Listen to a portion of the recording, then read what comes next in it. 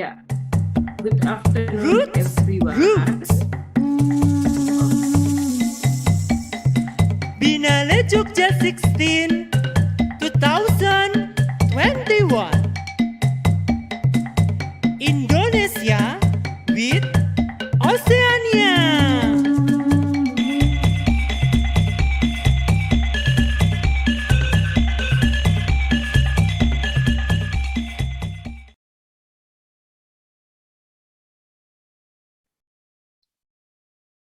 Yeah, good afternoon, everyone. Thank you very much for joining us in the event today, the Artist Talk of the BILIK Korea exhibition, Hacking Domesticity, as part of Biennale Jogja 16, Equator the 6th, 2021. This exhibition is part of our effort to think about relation of artists and also the social cultures in Oceania, but also we open the possibility to work with countries around Asia. So in this edition of Biennale Jogja, we have BILIK Korea ASEAN Foundation, ASEAN Connect, that is supported by the ASEAN Foundation, that shows 7 artists from Southeast Asia and Republic of Korea. So today, after 6 weeks of the exhibition, we will hear from the artists their experience and how the process of creating artworks that being exhibited in Hacking Domesticity. So today we will have 3 artists joining us here. Etsa Megsara from Indonesia, from Bandung, and also Agnes Christina from Indonesia, and Saus Remo from Cambodia. And the event will be moderated by Gatari Surya Kusuma. Before we start the discussion, we will have our special guest for today's event this afternoon, the director of ASEAN Foundation, that will be giving us the introduction and also the opening speech. So we welcome,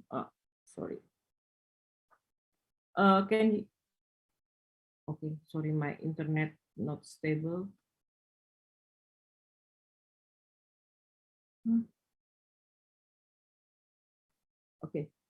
Okay, before we start our event this afternoon of the discussion, we will have special presentation, special introduction from the director of ASEAN Foundation, that is becoming our main partner, our supporter for this exhibition, Dr. Yang Mi-eng. So the floor is yours. Thank you, MC. Good afternoon, the organizing team of Jogja Biennale Korea Pavilion, artists and all attendees. When the ASEAN Korea Commemorative Summit 2019 was held in Busan, President Moon Jae-in and 10 ASEAN leaders agreed to establish a people-centered community of ASEAN and Republic of Korea that promotes cultural conversation, people-to-people exchanges, and cultural bonds. As a direct result to that joint commitment, Connect ASEAN was created and launched in March 2020 by the ASEAN Foundation. So in building up a people-centered ASEAN community, ASEAN and ROK, which is the Republic of Korea, also sees the importance of mainstreaming gender into all pillars and sectors of ASEAN community with a view to improve gender equality and inclusiveness in this region. So Ambassador of Permanent Mission of Republic of Korea to ASEAN, His Excellency Lim Som Nam, emphasized that gender mainstreaming is an important step towards achieving gender equality and decent work. So the Jogja Biennale exhibition perfectly captures what Connect ASEAN is trying to achieve as a regional initiative that champions multi-stakeholders approach in promoting an ASEAN community through greater appreciation of the histories, cultures, arts, and traditions of the ASEAN region. This is especially important as, according to UNESCO, women are not only severely underrepresented in the workforce, particularly in key creative roles and decision-making positions. But they also have less access to resources than and are also generally paid much less than men. So furthermore, according to PricewaterhouseCoopers, Women in Works Study 2021 report, the COVID-19 pandemic is hitting women's jobs harder due to existing gender inequalities and the fact that women's jobs are clustered in highly disrupted sectors, including creative industries. So the ASEAN Foundation appreciates how Jogja Binale, through the Korean Pavilion 2021, had focused on women narratives in their community to add value to their knowledge and expertise, their memories, and their dreams. So indeed, in line with the theme, Hacking Domesticity, it is important for us to continuously review art history and allow space for women artists to perform their roles and tell their stories.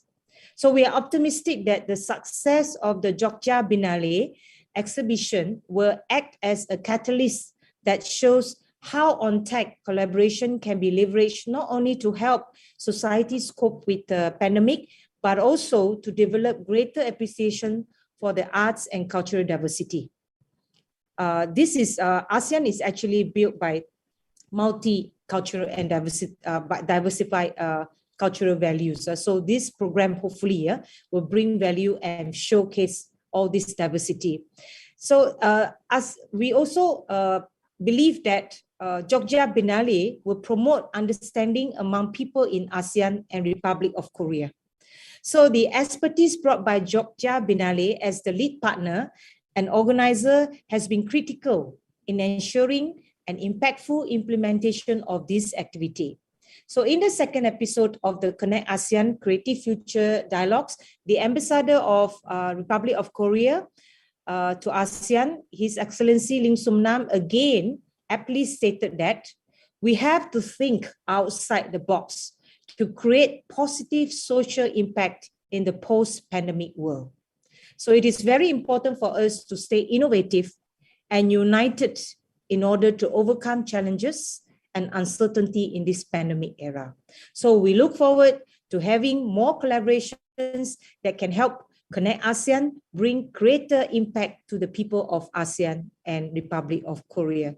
So thank you so much, and I wish you all the best. I'm passed back to the MC. Thank you very much, Dr. Yang Mi Eng, for the introduction and the opening speech that highlight also the importance of the issues that brought by the Korean Pavilion, or in Indonesia we call as BILIK Korea ASEAN Connect, that becoming one important part of the edition of Biennale Jogja this year. So for the next iterations, I would like to introduce Gatari Surya Kusuma as our moderator today. Gatari is a researcher and also curators. She active kunci di forum and collective, and also member of artist collective Kudapan. So it is interesting also to have this forum also becoming like the platform or the space for all women artists, researchers, and curators to discuss and sharing the experience that is happening between artists and art practitioners in Southeast Asia and South Korea. So for Gatari, the floor is yours.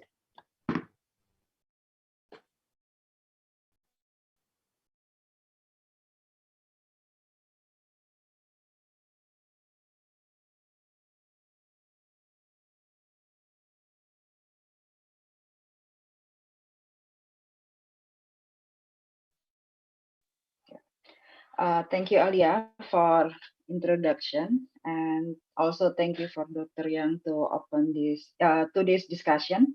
And hello everyone, and welcome to Artist Talk discussion Hacking Domesticity exhibition Korean Pavilion.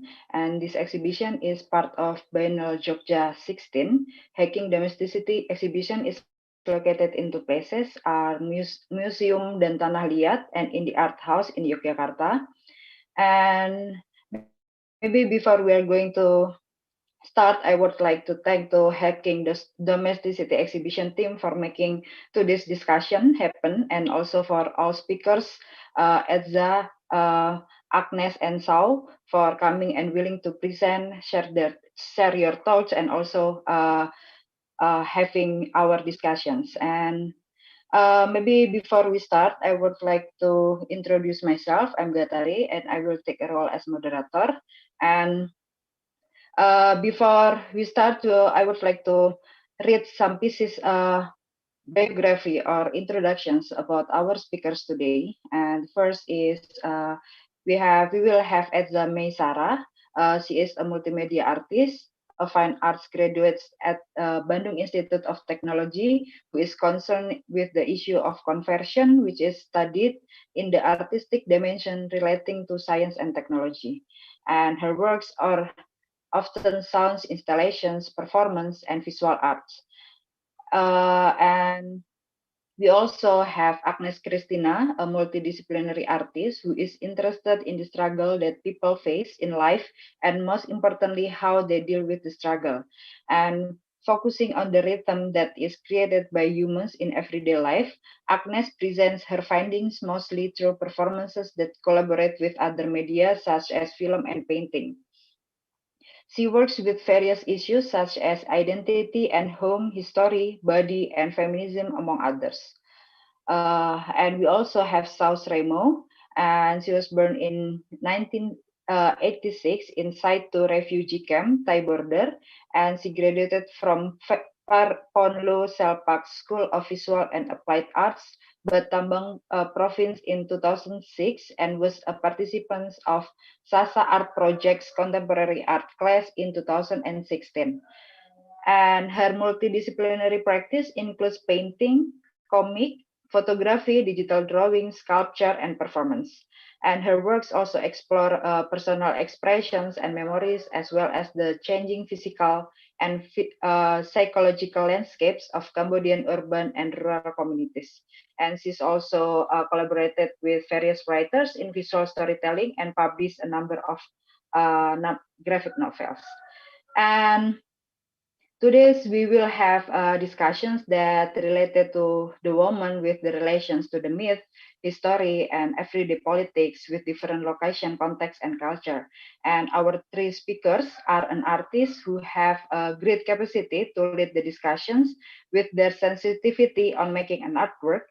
And we will have Edza that she will talk about her process on making her work that has relations with the myth, the history about the woman's role in farmer's life, and highlighting that woman's work not only grow and plant, but also to preserve the local knowledge.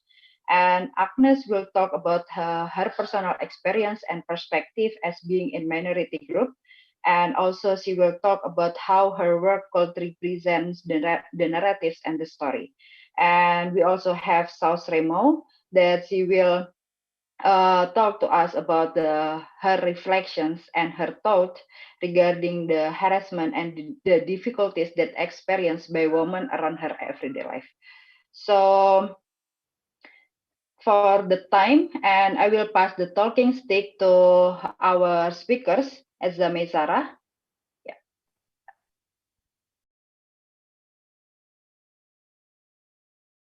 Okay, thank you. Hello, everyone. Thank you for having me here. Today, I'm going to share you my study and story behind my works. So there is a slide here. I'm going to start the artworks that I make, the process of my creation from 2018 until now. So next. So the big idea about my works is about energy transformation. So since 2018, I explore various geographic sites from the sea to the mountain to explore the alchemical qualities of metal etching plates.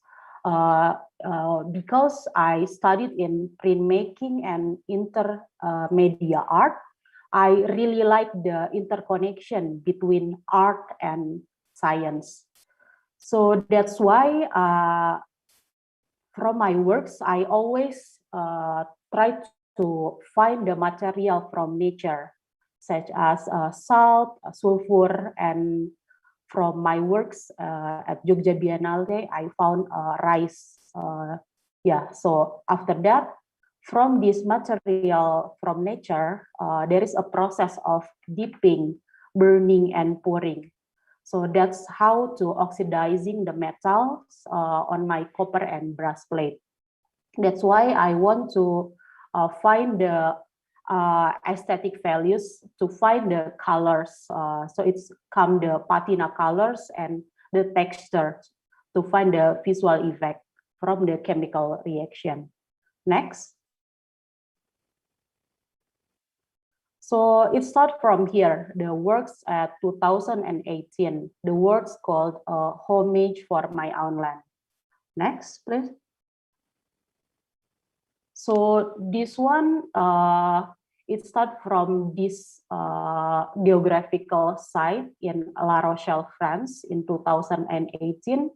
At that time, I went to the sea to find the alchemical reaction between the copper plate that I made in the studio from photo etching and printmaking. And that time in Indonesia, that happened to be a tsunami. So in Palu. So in Palu, it was the same time when I had artist residency in La Rochelle. So that time I found the idea about the connection between the sea and how the story in my homeland I tried to put in the exhibition when I was in La Rochelle. So I dipping the copper plate to find the color. So there was also the picture of from the internet how the tragedy happened in Indonesia. So next. So this is how the visual of the artworks that I made after I dipping the copper plate. So before that, there was a photo etching. I made a photo etching, and then I put the ammonia from the chemical reaction between ammonia and salt, and there was a color of blue patina. And from that, I found this is really interests me to explore this connection between the art and science. Next. So after that, when I came back to Indonesia, I had exhibition in Galeri Nasional in Jakarta. So I put all the materials. So after all the performance and also I made visual objects, I always put everything in the gallery, include the nature material, the salt and the copper plate, and also the video itself, the process of my performance when I was in France. So I put all the installation as mixed media. Next. So in 2020, it was quite different because it happened to be a pandemic. So mostly I was fully at home at my studio to explore my artworks. So I made this work, it's called Eternal Duality. Next. At that time, I tried to find what is material that suits me best. And at that time, I was thinking about many materials that I found. And I was thinking about finding the sulfur. So this sulfur is become my material from 2020 to use in the copper plate after that. Next. So this is the exploration at 2020. how this process of photo etching and then sulfur on brass plate, there was a process of me to be at studio to keep finding the colors of my reaction to the pandemic, the passion, the anger. So I put everything there, and after that I burned it with the torch, and then after that it came the color of red. So there was colors and texture about of the burning process. Next. This one is a whole experimentation of me to connect the reaction between the scientific and alchemical process of finding the color and texture of the brass plate with the sulfur. Next. So this one is 2020, the artworks that I made for my solo exhibition. It's called Menala or Tuning In. Next. So from this project, I went to, I was inside my studio. I have this imaginary of how I want to see again the nature. And after that, I went to Kawah Putih to find the sulfur there, and then to had material, the found objects, to mix with my material, which is brass plate. And also after that, I also had field recording and video recording to bring everything to my studio. And next. And after that, I also put all the found objects and also the exploration between the materials and the narration of the Kawah Putih, its myth, and how I perceive the all the feeling that I was there, the feeling I had, and also the story behind the Kawah Putih. So I put all at the solo exhibition here called Menala. Next. So the last one is the 2021 is called art or arti in Indonesia meaning. So this one is the work that I showed in Jogja Biennale. Next. So this is the whole installation that I made during the 2020, how I recreation all the information and knowledge I gained from all the journey that I had before, from the La Rochelle, Kawah Putih, and also here I thinking about the idea about what is really the energy, like the nature that happen inside the material itself. So that's why I put the gejog lesung, the lesung inside the exhibition room, and also jerami, brass plates, and video and sound of pouring rice and the sound of lesung. So this is actually I find it's more deeper into how I perceive the nature and energy. So next. So this is the big idea that I was thinking during making the artworks. So what is the energy transformation at the end?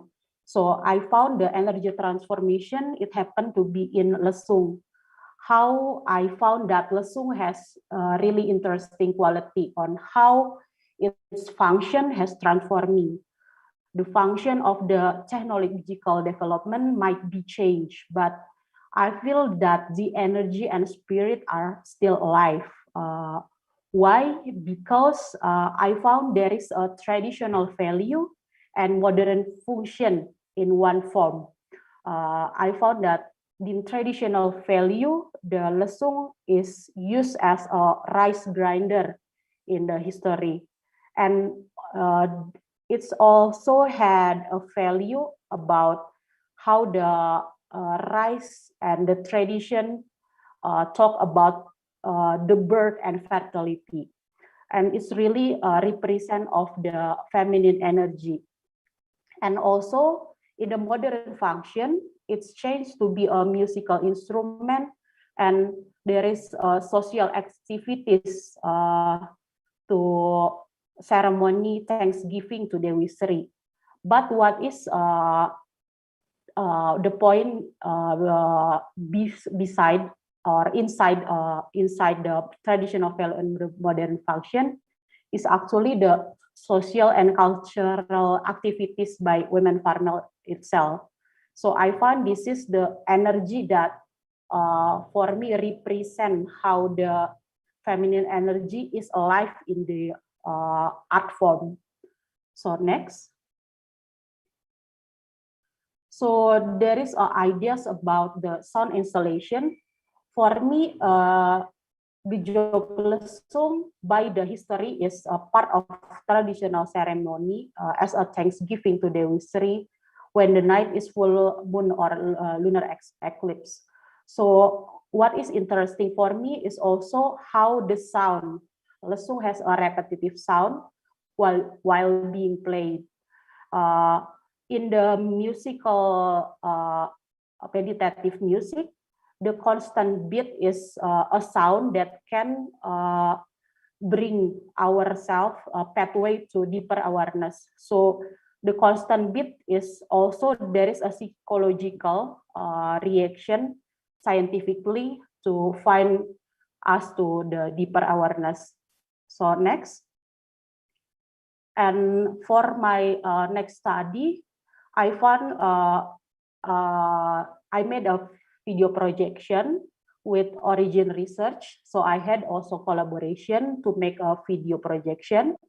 So again, the constant beat with the sound frequency that I create with the sound of the ocean by pouring the rice to the plate, it's actually gives the 430 to 432 hertz frequency.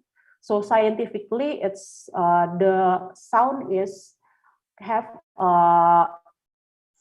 meditation music that relation our body and mind, and it's also it's also believed as to awakening our yin or feminine energy within ourselves. So that's for this sound work and video and the installation, I try to combine the traditional value and also how I gain the knowledge from science that I read. So next. And this is how I try to represent the idea about how the water is important here. So there is a bowl in the installation. Inside that there is rice water in Lesung bowl. So it's represent the hope and pray. For me, it is a hope to bringing the energy from tradition, traditional value to the transformation and development. So next. So this is the final works of how I represent the brass plates on the exhibition room. So this brass plate is photo etching on, it's poured by the rice water. So there is a chemical reaction inside there. But the last thing that I feel why this is important process for me, because I found that how I try to find the connectivity between history, which is the legal wisdom that gain the value inside there, and also how I see the future, which is the innovation of the transformation from the grinding with lesung until we found technology in farming industries. And I found there is, from the local wisdom, we can find that there is, the lesung itself is the tools for communication. But behind that, there was a big story about how women collectively have these social and cultural activities to have this Thanksgiving to our nature, have a Thanksgiving to the life itself. And it's happened to be this ritual. But then these two connectivity between local wisdom and future and innovation, I found there is art can be knowledge through the artistic mediums, to the objects, and to the story and information that art can provide what happened about the world. So for me, this is how I make the artworks in Jogja Biennale during all the process that I was constantly making the artwork as an object, by writing to the concept, and also how I still believe that the traditional value we should put it inside our works. So next. So this is the last word that I get during all of the process. So for me, this work has a hope to bring this value of birth and fertility energy. So a conscious awareness of the concept of feminine energy can cultivate a deeper and more embodied understanding of the balance and necessity of duality that is the nature of life. Next. Thank you very much. Thank you, Edza, for your very comprehensive narrations about the work, and also like the way how you get to create your current works that show in Banner Jogja 16's Korean Pavilion, hacking domesticity. And I also would like to remind, if anyone has the questions on YouTube, you can just write the comments there, and I will get the questions, and we will pull all the questions in the end of the sessions after all the speakers has been presented. So I'm going to the second, Agnes. Okay. Yeah. Thank you. Yeah. Hello, my name is Agnes. We can start the slides now. Okay, we can go to the next slide. So in this exhibition for BILIK Korea Biennale Jogja, my works are split into two venues. The first one is Museum dan Tanah Liat, and the second one is in the Art House. In Museum and Tanah Liat, the title of the whole works is Huaman Lo. In English, it's Flower Strewn Floor. Then in the second venue, in the Arts House, the works are under self-criticism. Self-criticism is actually an ongoing project. So only two are exhibited there, but I'm planning to have this as a long-term project. Okay, next slide. Okay, this is the overview of Huaman Lo, the one in Museum dan Tanah Liat. Next slide. These are the works in the Arts House. Okay, next slide. Okay, for this whole exhibition, I create a new character. So this character here is based on the second slide, the next slide. Okay, that character just now is based on this clown. In Indonesia, mostly like in big cities, along the roads you will find clown buskers shaped like this. I don't know when was the first time this clown appeared in Indonesia, but when I saw this clown, I immediately thought that, oh, this is a Chinese character. Um, okay, this clown is called Badut Mampang. So this Badut Mampang, right now it has so many colors and shapes, but the original Badut Mampang is yellow color with half closed eyes, and the shape is pretty similar with these photos. So, of course, my first reaction was shocked when I saw these clowns because of the shape, then the color of the skin, yellow. This clown is basically Chinese. Of course, not many people notice it, or maybe I am being overly sensitive, but whenever I see this clown, I feel the feeling of sadness, pity, and also anger. Because this clown is pretty much like the Chinese Indonesians here. We stick out like a sore thumb, just because of our appearance. Okay, next slide. Okay, this one is the work in Museum dan Tanah Liat. It's under Huaman Law. So the first work, the title is Staycation. Okay, the details of the works are there, hand embroidery, white cotton thread.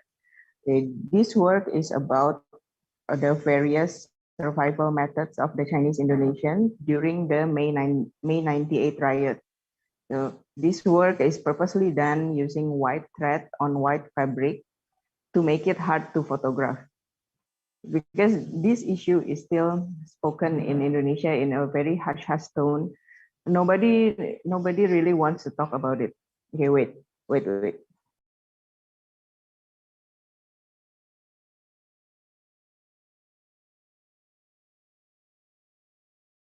Okay, sorry. If I make this work very easy to photograph, I fear it would raise suspicions or rumors which might endanger my life or the Chinese Indonesians. So in this work, in the foreground, we can see a small family is squatting down near the window, stealing glances at the big window. We can see the items there strewn around the floor. They are staying in a hotel, but it's not a stay. This staycation is not like the current concept of staycation, because we can see the luggage filled with important documents such as birth certificate, land ownership certificate, insurance documents, and also stacks of money. And instead of eating from the hotel menu, they eat like instant noodle. There is bags of Indomie right there, and they share a pack of nasi bungkus. Okay, then outside the window, it is a battlefield. So we can see one family opts to hide their daughters in the water tank. So if they get attacked, their daughters won't be raped and won't be killed. Some couples choose to disguise themselves in helmets and in hijab, riding their motorbike to escape the city. In the in the middle of all the buildings burning, we can see one building is safe because it has Milik Pribumi written over the building. Then below that building, we can see a secret hole below the building where the owner of the building hides valuables such as gold, jewelry. In the sky, we can see the aeroplane carrying people to escape the country. And on the right side, it's an apartment complex. One person choose to jump from the balcony so that she won't be raped or killed. This is only a tiny portion of the survival stories of the Chinese Indonesians during the May 98 riot. Okay, next slide, we can see the close-up of the pictures. Okay, this one, okay, this is the burning houses, and one of the houses has Milik Pribumi, and above that there's an airplane. Next slide. Okay, this one is the girls in the water tank. Okay, next slide. This is the couple disguised in helmet and hijab. Next slide. This is the girl jumping down from the apartment balcony. Next slide. This is the close-up of the luggage with the akta tanah, akta lahir, and then the stack of money, the stack of Indomie. Okay. Okay, we go to the next work. Okay. This work titled Object, it's acrylic on canvas with light box. So when the light is switched off, it's just plain canvas. But when you on the light, you can see this image here. So this work essentially represents how I feel as a female Chinese Indonesian living in my neighborhood. For now, I still live in Kota Gede, a predominantly Muslim area where no Chinese is allowed to own a property here. My first months living here in Kota Gede, I feel like an object. People keep their eye on me everywhere I go, looking at me like a bizarre object. Like wolf whistling and catcalling is very rare here, but the whole experience is similar to being catcalled. Next slide. Okay, this work is titled kepo. It's a Hokkien word for being nosy, annoyingly inquisitive. I feel that some Chinese Indonesians in Indonesia are similar to my family. We really close our doors tightly to strangers. Some of us create our own bubble due to the multiple traumas in the past related to racial riots. This actually causes outside people to try peeking through any cracks available to get a glimpse of our lives. Maybe because they're interested, but it goes both ways because we on the inside also peek through any cracks available to get a glimpse of the outside. Not because we are interested, but because we are suspicious of what the outside will do towards us. Okay, next work. This one is titled Security Blanket. Many people have these stereotypes towards the Chinese Indonesians that they are all rich. When people look at this work, their initial reaction might be, wow, the baby is born rich. But in reality, many Chinese Indonesians are not so blessed in the economical sense. Many of us are not born rich, but we do have to have money. Often money is our security blanket. In the past, before the Reformation era, we do have to buy our own rights. Even to get my first identity card, my family had to pay so the government office will process my card faster. Especially during the May 98 riot, money is our ultimate security blanket. Because without money, we will not be able to survive. If we run out of money, only God knows how our fate will be. Okay, next word. This one is titled Love. So my parents, after experiencing multiple traumas related to racial riots since they were born in Indonesia, they have a different way of showing love to their children. They shelter us in a way so that we are shielded from the outside world. Since young, I was put in a private school where all the students are Chinese. Even the tuition centers that I attended have students that are all Chinese Indonesians. I went to church where all the worshippers are all Chinese Indonesians. In a way, my parents really covered my eyes when I was young. And of course, they taught me to be non-confrontational, to avoid complaining altogether when I experienced the slightest injustice. My mouth were closed, but I still could listen. So on my way to school, on the way to tuition center, on the way to the church, sometimes I do listen to the outside world without knowing how to respond because I am taught to not complain, to be non-confrontational. Then the next slide. Okay, this is titled Self-Explanatory. This work is for everyone who belongs in the minority group anywhere in the world. This character, showing her middle finger, reflects how the minority live every day. By right, we should not give a fuck to all the stereotypes that is given towards us. But at the same time, we should give a fuck because who else will? Okay, next slide. Okay, this one is in Indie Art House, belongs to self-criticism series. So the title is I Want to Be the Majority. When we were young, when we were toddlers, our parents often ask us, what do you want to be when you grow up? Sometimes people just, and this is really a common question, and sometimes we also answer anyhow because we are still very young. My typical answer when I was a toddler is that I want to be a doctor or an architect and sometimes a fashion designer. Now that I am 34 years old, I would like to revisit this question and give a serious answer. I want to be the majority. In this world, minority versus majority always happens anywhere. And the minority is always at a disadvantage. So, and I don't see any solution to this minority versus majority fight. Um, I think the only solution is to be the majority itself. Okay, next slide. Okay, this is a video. It's around 25 minutes. The title is Kewargamanggaan, or in English, it's Mango Citizenship. So in this video, the problem of Chinese Indonesian and citizenship is portrayed through the characters of Mango, Pakel, and Queni. Essentially, these three fruits belong to the Mangifera family.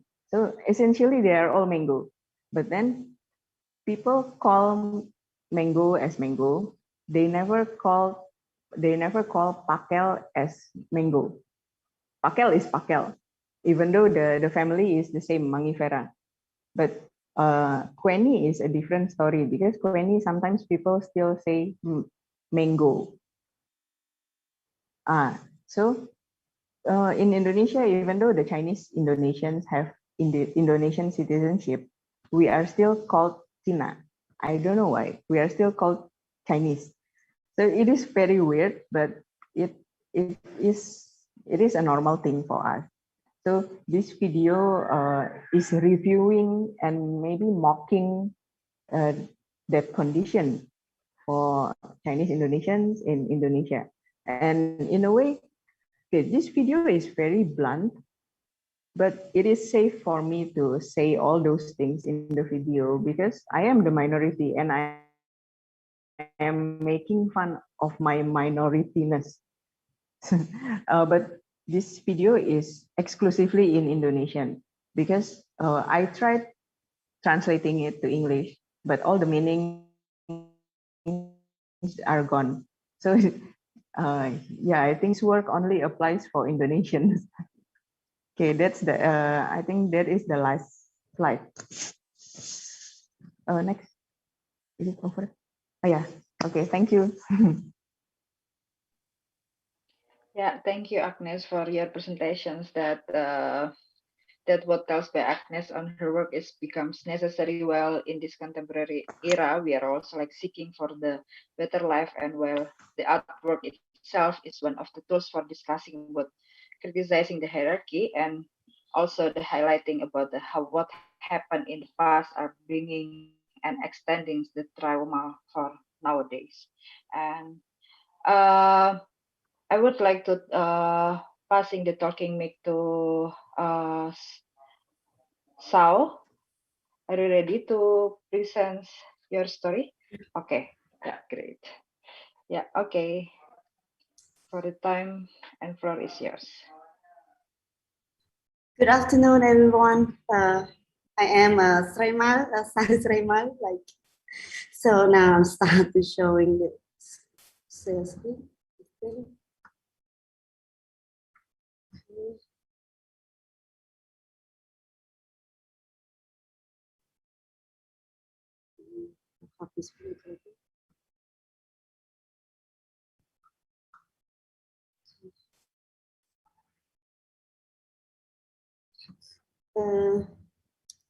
So hello. You see everything okay, right? Yeah, good afternoon. I am Sremal, and I am. I am actually. I born at a refugee camp, but then we moved to Battambang. Battambang province is the city that we has a lot of artists that born from there. But later on, nowadays I'm working in Phnom Penh, that as you can see in the map. At my first show, okay, I graduate art in Battambang, and then I moved to Phnom Penh into later on. But my first show is in 2008, and then I feel like to be the artist as what should I say, like kind of meaningless or not really has the value. I don't know after doing art what is it had to the community. So after the first show, I give up on the to be an artist and try to do a different job as work as in NGO in different way. And during that, I found out that all our community need the book, so I developed myself to be a comicer. After a while, I can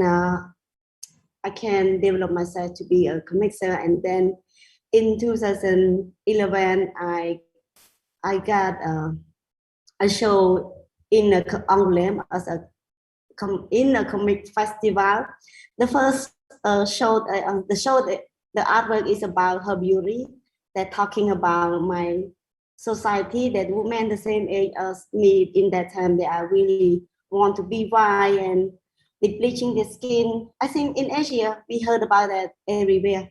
So I just pick up that a small, simple topic and talk about it. And then I got interested from the friend embassy, take my work to show in Angoulême. So that time is my first time to travel and show to overseas. And also it's a good opportunity for me to see the gallery, different museums. So a return from Europe, it made me thinking about develop myself as an artist back. Yeah. If I speak not clear because my English also has a limited, please let me know and ask me later. So after back, I can understand the value of the gallery, and I has a lot of questions in there.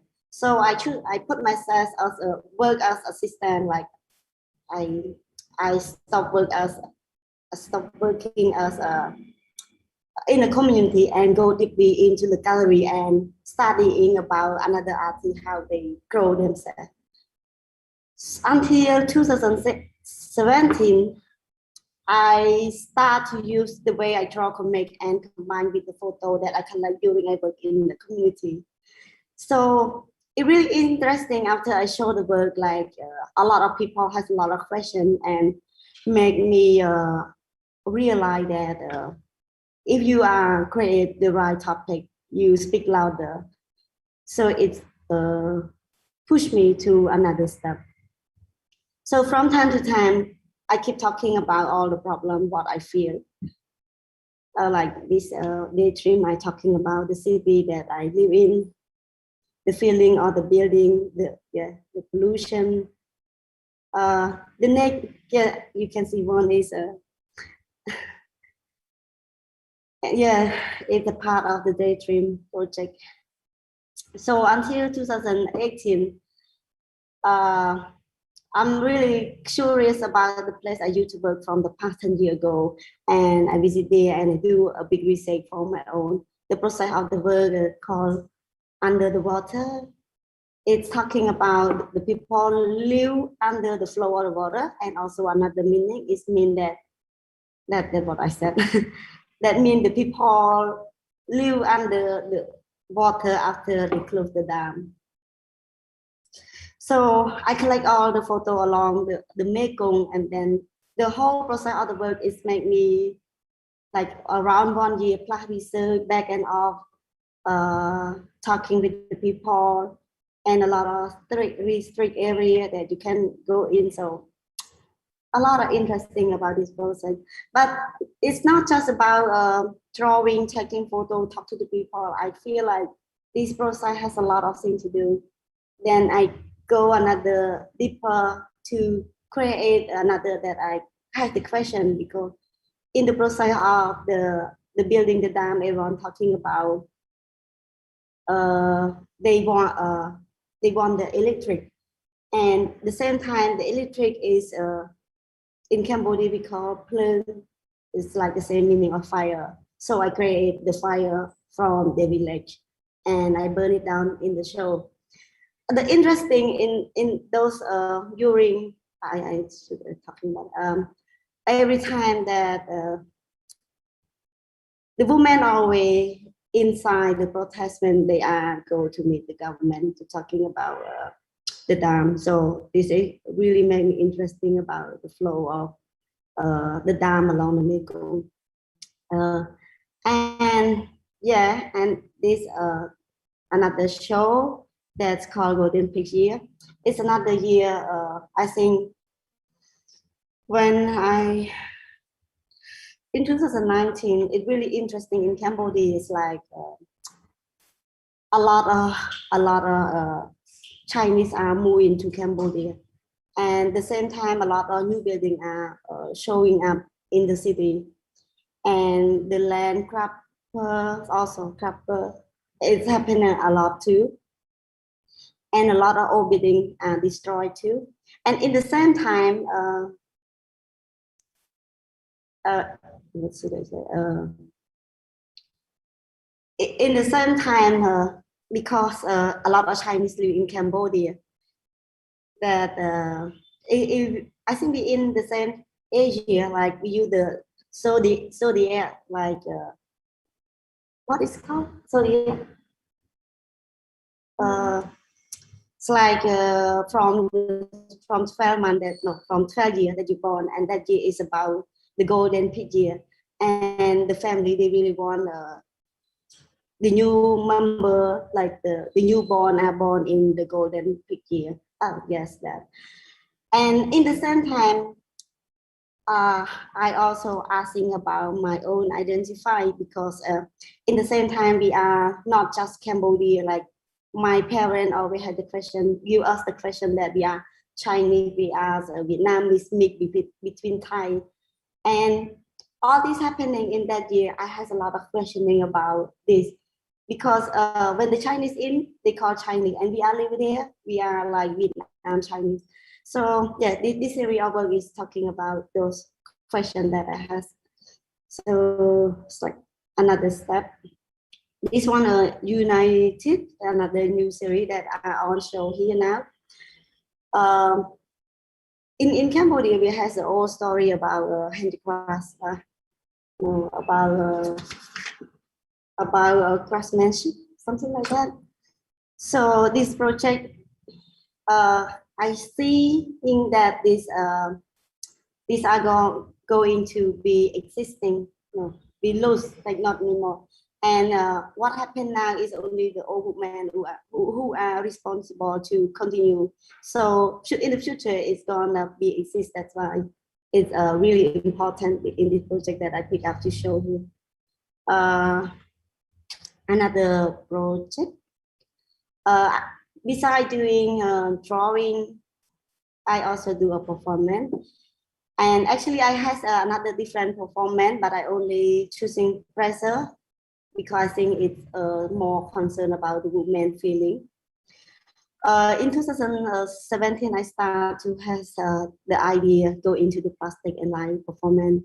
But from time to time, it's make me see something happening and try to see this body showing many different things. So I keep create many different show, but in the same time in the plastic. And another step is okay. So now this the artwork that are on the exhibition in Georgia. This series actually it give me a lot of questions because we also has the war from the Khmer rule. We has a lot of story about women harassment. We has a lot of traumatized from the past. At the same time, at the moment, we live in Asia that we live in Cambodia that the people believe that the woman is like the white cloth. That's why it becomes Samput. So I think in Asia, some people call sarong, but in Cambodia, we call some Samput or whatever. It's kind of the white cloth. So the women, when they born in Cambodia, they treat us like the white cloth. We need to be. At the same time, this part of project also, I make a conversation with my good friend, my close friend, to looking for. Actually, before this happened, I also know that a lot of friends has harassment happening. They also has a problem in the family.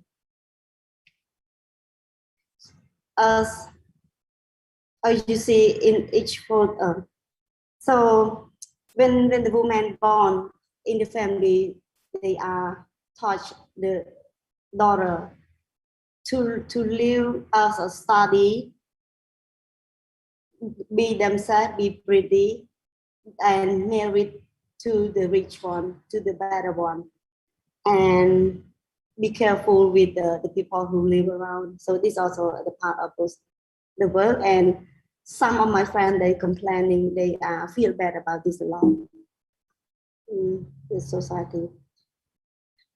And another friend, they has a lot of problem about their what should I say? It's like to be a woman, you already has a lot of norm, a lot of problem, and then when you are going to be the actually this one is about she already born to be strong, like the family taught her to be strong, but then when she has the time to go to work, their workplace, like especially from the college, both men, they showing something. And I think another thing is to be a woman, we are like taught to be self-care, to be protective. I don't know, so hard to say. But then a man, when they born, they taught to be shameless. Should I say that? So they always, to be a man, they always care less about like no clothes. They can just fit somewhere and then do whatever they like. But to be the woman, they need to take care of themselves all the time, to be ashamed, to be shy, not showing.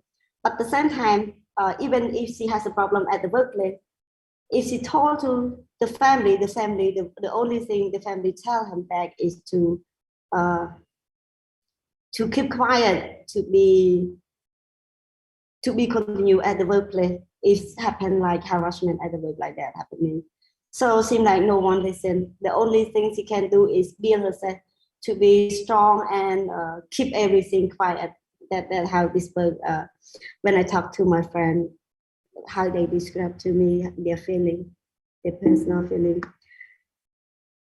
And also this it's similar because all the women that I talk mostly, they are kind of similar.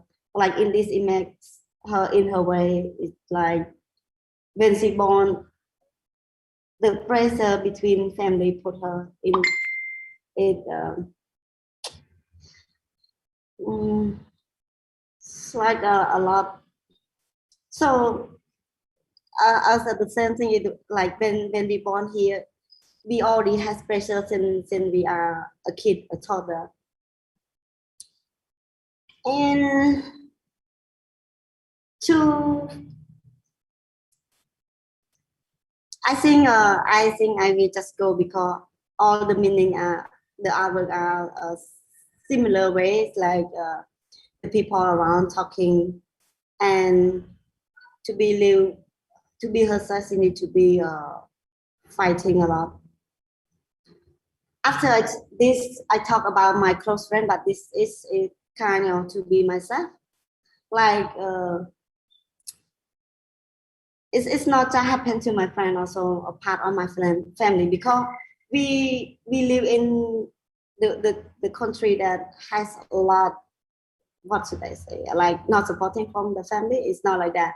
Like when we say something, it we always seem like wrong, like false. So everything keeps secret. I should say like the social that you are talk to other people are better than talk to the family. That's what I think. So a lot of problems happening, and even myself sometimes it cannot find the own space between the family. So the end of the day, each of us never share our own secret to the close family, and the trouble just keep growing bigger.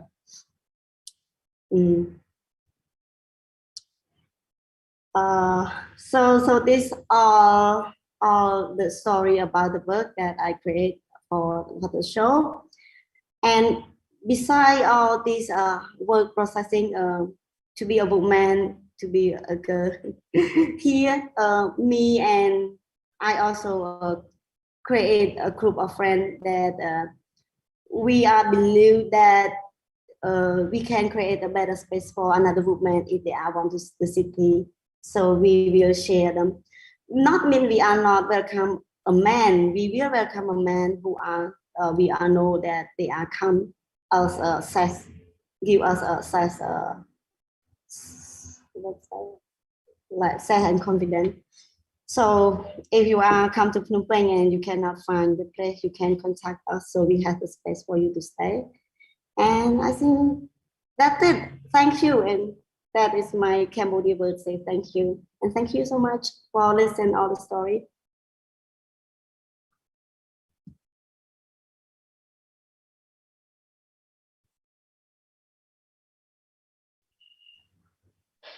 Yeah. Thank you so much, Mao, for your story and your presentations about your work, and also about the how did you created your work and the process itself. And it was really important to like highlighting about the how you find the methods on creating your works. And for the other questions that are coming from the audience, I have some of questions that might be helps to like triggering our discussions today. Is about the how the relations about the woman, the myth, the history, and also like the cultural and political context that we have in different locations and different contexts.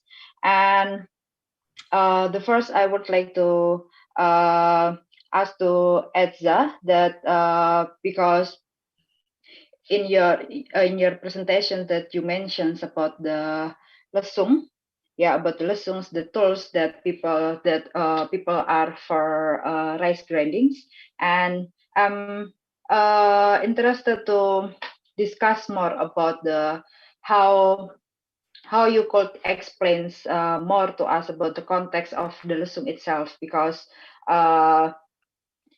in woman has a role to because you also like mentions that woman also has a role for preserve the knowledge, not only like growing and planting the plants, but the woman has the big role to like preserve the knowledge, the local knowledge. And also as we know that the woman also has the affective relations that could be bound into the social context. Like for example, in our societies, the woman has brings the feminine energy to like showing that the affection aspect. And I'm interested to see like how far this lesson brings this idea, or like how far these lessons code shows us about the examples, how important the woman's role in the farmer's life, and also like how it could impacts further into the social context. Yeah, thank you for the question and for this discussion. Firstly, I'm thinking about how this artwork for me is important, especially why I bring this idea about lesung. Because again, when I see the history about lesung, about how women farmers have this role to be to grinding the rice, and then after that put all the collective women to be together, and then after that the men were also in the farm but with different role. I feel like this is really important how we perceive role between women and men, because sometimes we always think about if women were in the back, it's always people will thinking that women have no power, but there is a role. It's like I always believe that there is also a value that I always believe in traditional music, in what's called in gamelan. In gamelan, women is always put in the back to play the gong. It's also I'm thinking about the role. It's not because women have no power, but there is a role that is happen to be like that. It's to find the harmony in the music. There is a harmony that why the power of women when play the gong is should be at to press like how it should, and then after that a man should play the rhythmical music as fast as he can. So I feel like if we can thinking about that value about the role, it's not about the positioning in the back because women have no power, but yeah, it's something that I'm thinking that it needs to be thinking about. And also the feminine energy and masculine energy. I feel like in this era, I always think that why there is many news about repressing women because of men's power or even women's power.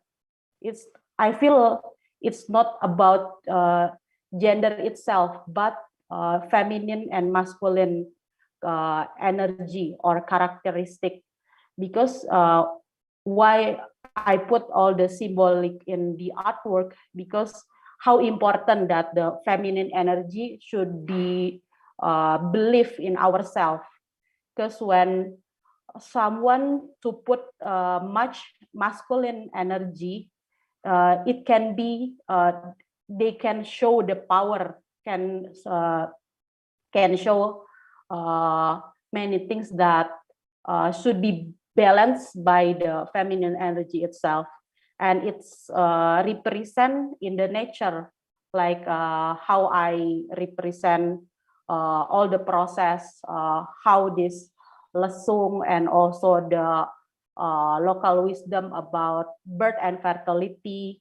So for me, after I make this artwork, it's make me thinking my role as well.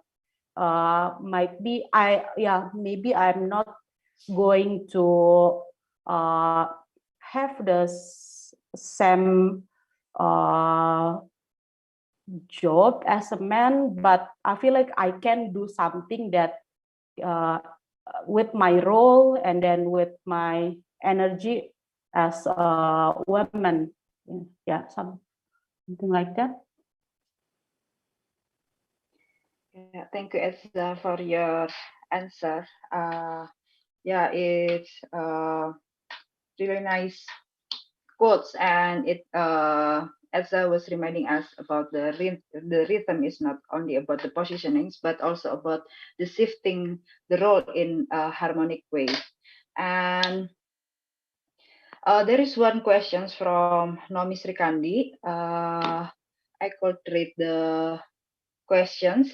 So this is the questions for, thank you very much for the presentations and great works. And this is a questions for all three artists.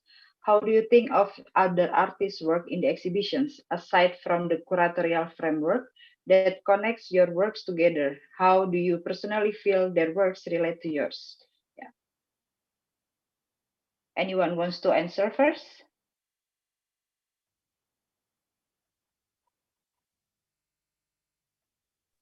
I think I would like to answer first.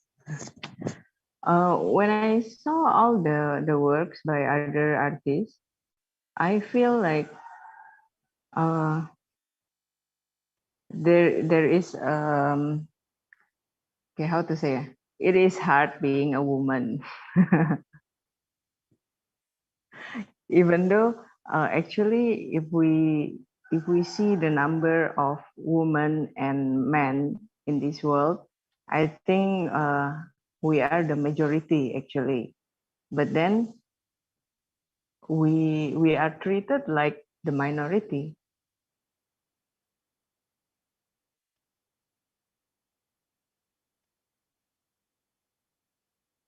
Yeah, that's all. Yeah, thank you, Agnes. Yeah, yeah, indeed. Somehow like the majority and minority like has shiftings unequally. How about Edza and Mao?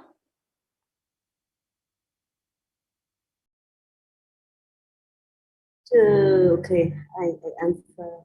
To me, I feel like the woman, it's like the connecting between the women try to stand up from each angle that she sees. So this, I see the big connection between all the artists' work.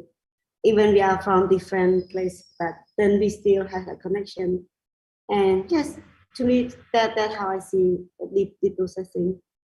And we try to give our voice together from the different technique and different perspective of it. That's it. Thank you. Yeah, thank you, Mao. Yeah. Edza, do you want to add something? Yeah, I think it's interesting about how every artist could represent all the ideas about what we were thinking. Because it's right. Like actually, we have similar question about being women in this industry. Because I feel like opportunities is big, but sometimes, I also feel like sometimes I feel like I'm the minority here. We have to speak louder, and then even though I don't really want to say, like I'm a woman, you can, but I can show the artwork by the context that I make. Just like how I want to show that the feminine energy is important even for a man. You don't have to worry to know your feminine energy. How don't you worry about how to perceive to be feminine? For me, we all the artists here, I feel like we have similar concern but different approach.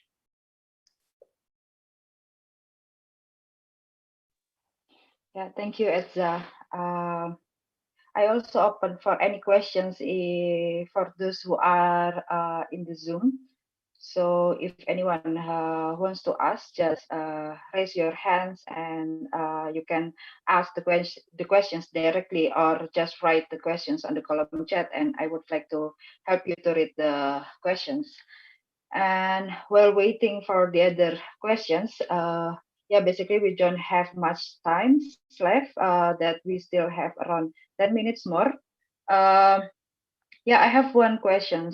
Maybe this is for all the speakers that as a context that basically the narratives that been told of by the all speakers are strongly show about the how the body senses and the experiences are works well to affirming the crisis and the injustice that happens outside our bodies. But I'm curious about how do you see the link between the medium and the topics that you are talking about, and your body as the main and the important tools to like translating what happens outside yourselves. Anyone wants to answer?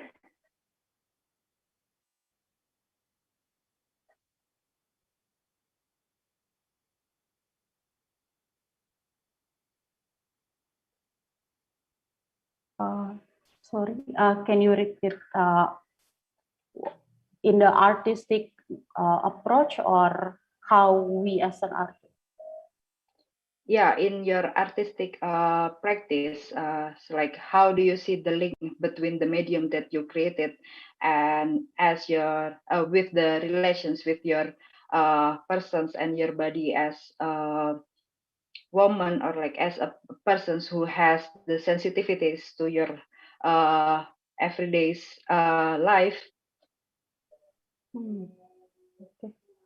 For me, I feel I really aware about how I choose the mediums and how I act and I feel body in my body.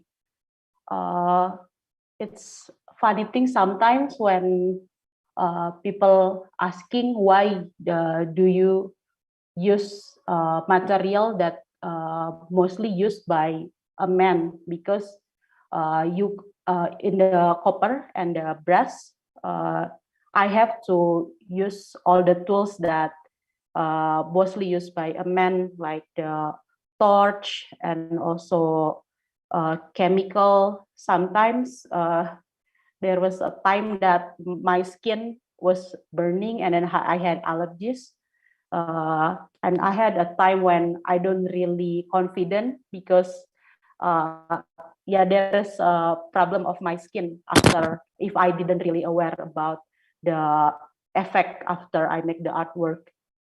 But the things that sometimes when I make the artwork, yeah, I feel like again I really believe about this masculinity and feminine energy within myself, because I feel when I follow how I make and how I perceive the material using my technical skill with the treatment as a as a just like a man burning, and then my anger and all the energy in masculinity that I use in the material. I feel like there is I feel like there is a power within me. Like I feel confident. I feel like I had this super power, but in the middle of I making that, I feel like, oh, I have to stop this process like there is unconscious psychological process when I feel like by making this artwork with this feminine and masculine mindset, I can balancing myself, like it's just like a wisdom for me to if I feel like superpower, I have to turn it down, and then I feel like I have to be more calm, and then to be subtle, and then it's feel like by the connection between my body and the medium is really intimate for me, because that's why I can feel like how I treat the material and how I treat myself after I make the artworks is really connecting each other.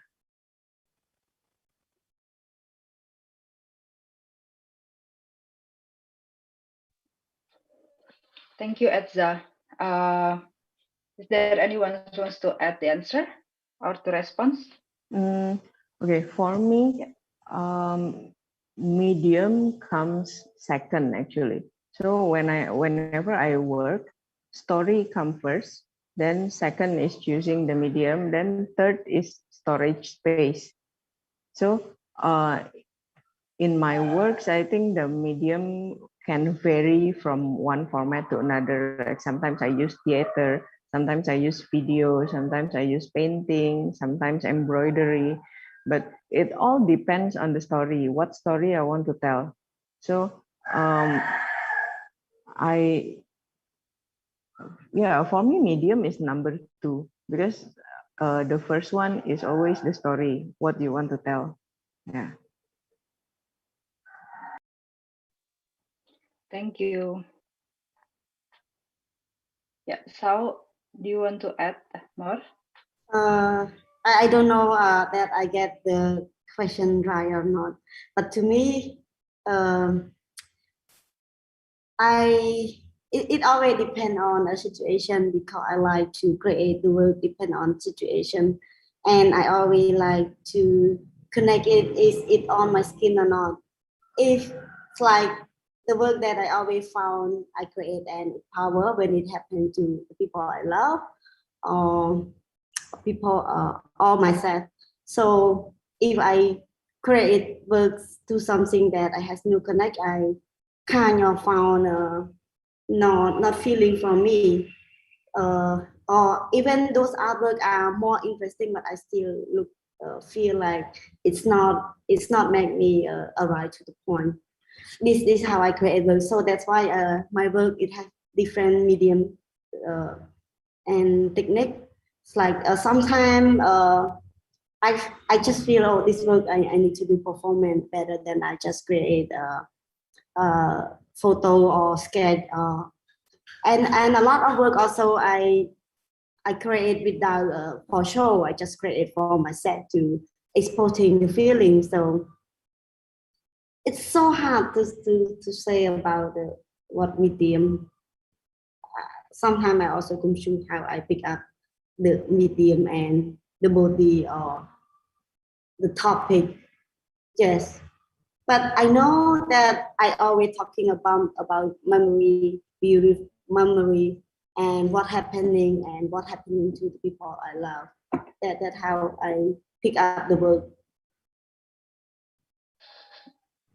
Thank you, Sao, for your answers. And yeah, we have last questions from YouTube. From Elisa Samantha Tobing. Hi, amazing works from all of the artists. Questions to all speakers. What is your approach towards artivism? And is there any possibilities that the activism itself becomes stronger than the art text? Can I answer? Maybe we could, yeah, sure. I don't know. Sometimes I don't really understand between the artist and activist. Sometimes I feel activists are the artist, and sometimes I feel we just choose different technique. I have a lot of friends as an activist, but I didn't call myself as an activist. even I do like I also talk a lot of work about environmental, and my good friend, they also try to connect me as a activist environmental in environment, but to me I ignore to be activist because I feel we use art as a soft and beauty to speaking about the problem, and we convince the people to in the sweetness. So yeah, if I talk with my friend, I didn't call it the activity, but in the same time, I see it's an activity. This is how my opinion between the. I answer quick because this is always in my mind, and also I question myself all the time. And I also want to hear from another artist how they are thinking about this, because I also have the question the same. Eliza, thank you so much. Yeah, thank you. For Ezra and Agnes, if you want to answer, just open your mic and talk.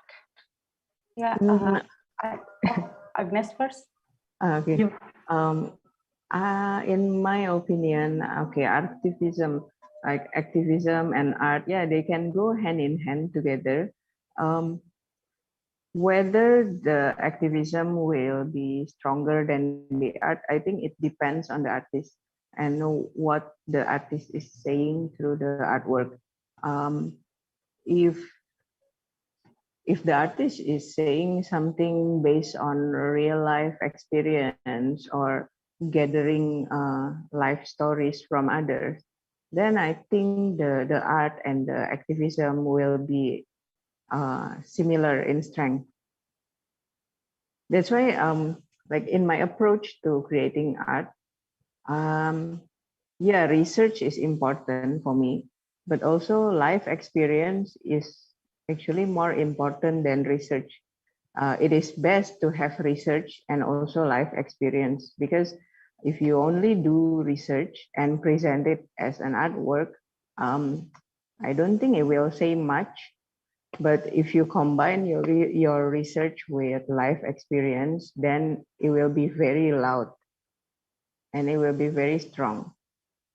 Because yeah, like I like this quote from Brené Brown that stories are data with soul.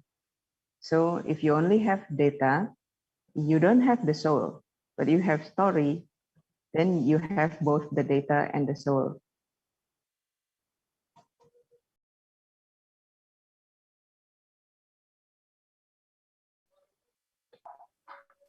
Yeah, I'm fully agree with all the answer. It's really beautiful answer from you guys.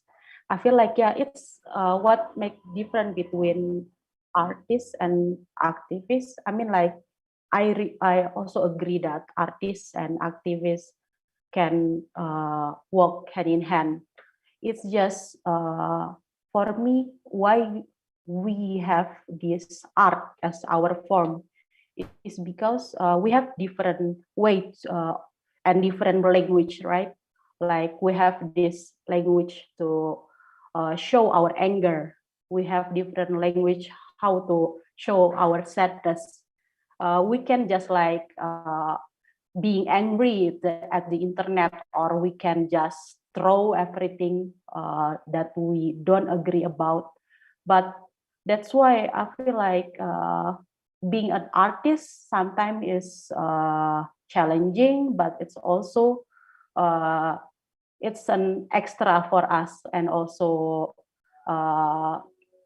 we have to think that why we become an artist, maybe because we have the language that is different with others, and that's how we can have different approach, different methods.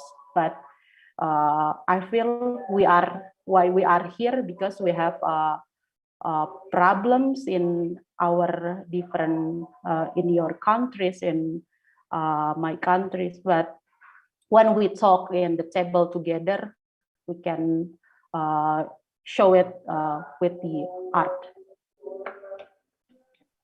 Thank you so much, Agnes and Sao, for your answers, because now we are in very limited time. So I would like to close this Q&A sessions, also with the discussion session.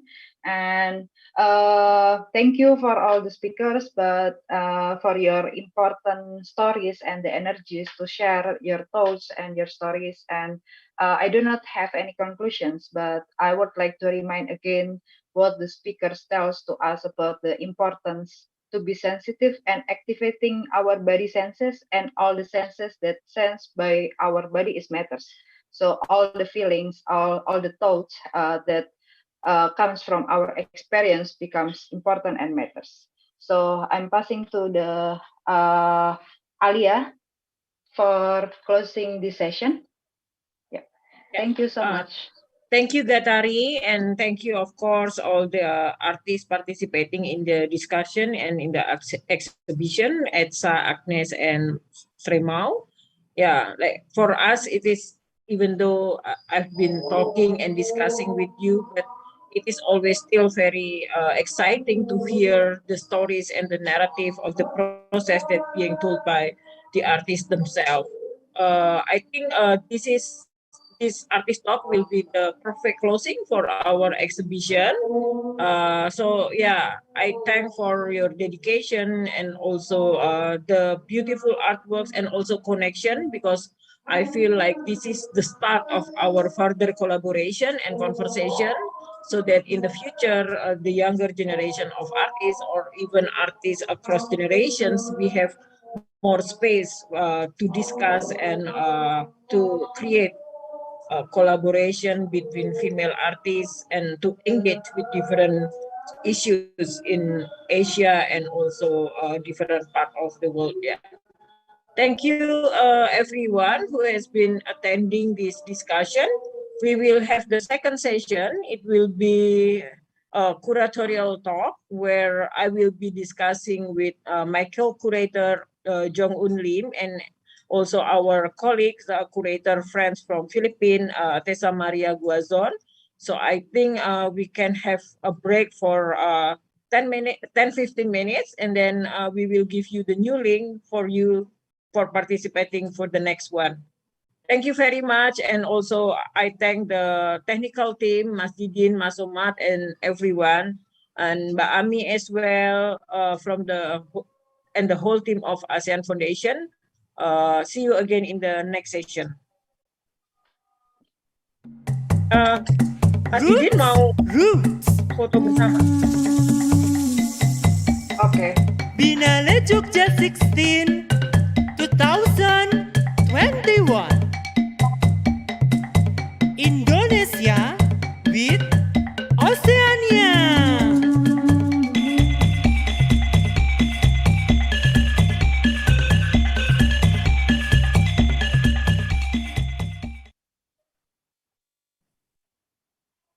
Terima kasih teman-teman. Terima kasih Mbak Alia. Ya, Agnes, tapi kayaknya ada sesi foto bareng kan, Mas Didin? Bentar. Chat. Ada Mbak. Okay. So we next we wait for the photo session all together.